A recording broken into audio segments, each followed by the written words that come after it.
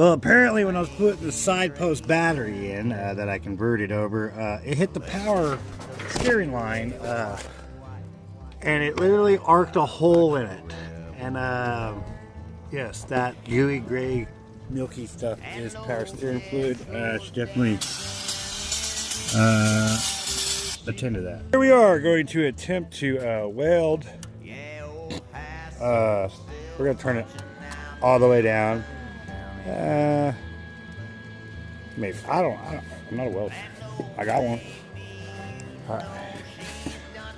right. If you look into the phone, oh yeah, don't have gas on it.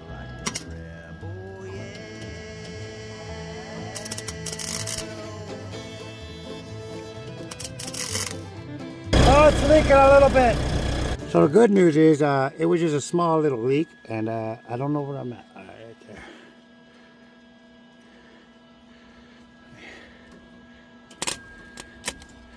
Just take that off. Can't see a thing.